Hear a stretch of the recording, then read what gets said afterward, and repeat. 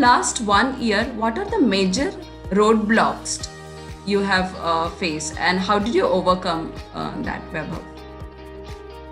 I think last year and a half have been really like watershed moment for healthcare industry, not only for us, not only for India, maybe worldwide. I think after COVID, scare came and wave one hit in, I think March, April last year till now, which is almost 15, 16 months. The way consumers have looked at their healthcare, the way government has looked at the healthcare, the way whole ecosystem has looked at healthcare has completely changed. So Right. what probably demonetization did for digital payments is what COVID has done for healthcare. So if you look at the kind of policy changes government is making now, when government of India is going to spend 2.5% of GDP on healthcare, they're almost doubling the spend on healthcare. There's a tremendous focus on creating hospitals, a tremendous focus on creating infrastructure across the country. There's a lot of focus on digital healthcare. I think that's another big change. So government has invested a lot of resources in e-Sanjeevani kind of initiatives. The digital healthcare market is growing quite rapidly. So if you see from a healthcare perspective, there's a lot more focus across the ecosystem for healthcare. If you look at consumer behavior, even you see last year and a half, the consumer behavior has completely changed. Yes. From consuming services probably outside to consuming services at home. I mean, look at even services like workout, gym, yoga. All of those have moved so more to online and live video consultation. And similarly, if you see from healthcare perspective, consumers have moved earlier. Everything was centered on clinics, around hospitals, right? Now consumers are and patients are open to and are doing. They are basically discovering healthcare online. They are consuming healthcare online. And of course, they're very open to being engaged using digital channels. So if you see from consumer behavior also, it's a massive change. Plus also people are a lot more focused on taking care of their health. Earlier, preventive care, chronic disease management like diabetes. I mean, everybody knows now that if you have any chronic disease and you catch COVID, the severity could be very different, right? So Right. the awareness about taking care of your own health has become so much more important now. It's so much higher now, awareness of the consumers, right? So if you look at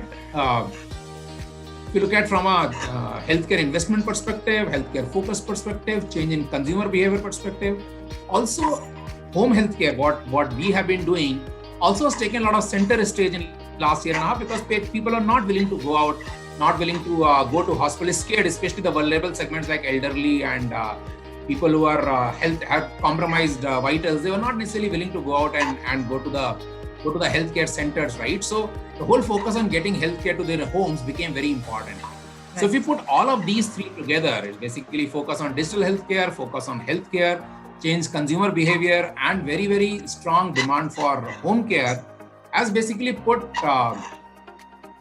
us in the center of the whole healthcare business mix, right, or healthcare services mix.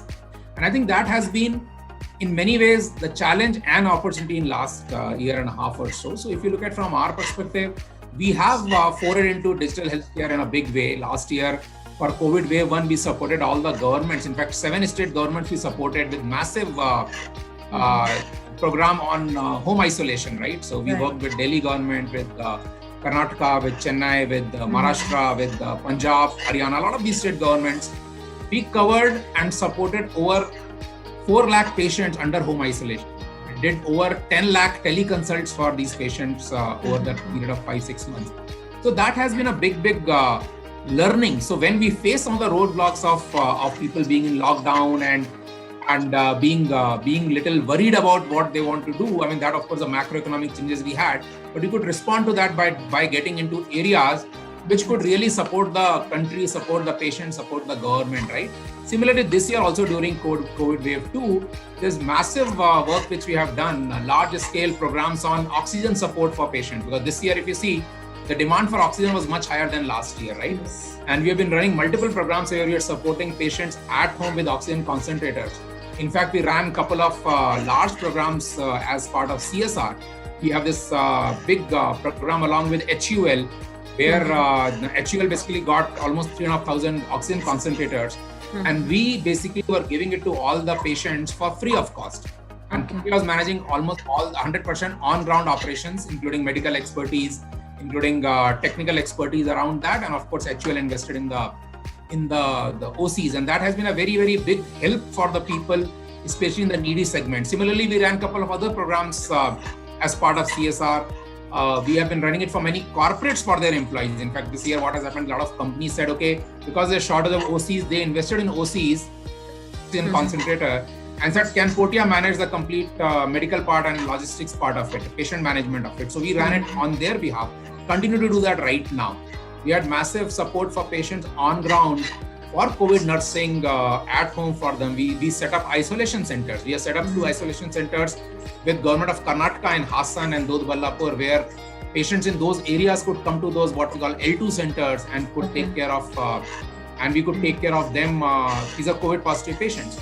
So I would say that last year and a half, massive challenges, big opportunities, and we have been able to respond to it by basically by building newer capabilities, by innovating very, very strongly, by launching new services, and in the whole process served patients in a big way, could support the society, could support the government and the country, and that has been a very big positive for us in the last year and a half. So basically converting challenges into opportunities, converting challenges into what we could do for the society, I think have been the big positives for last year and a half.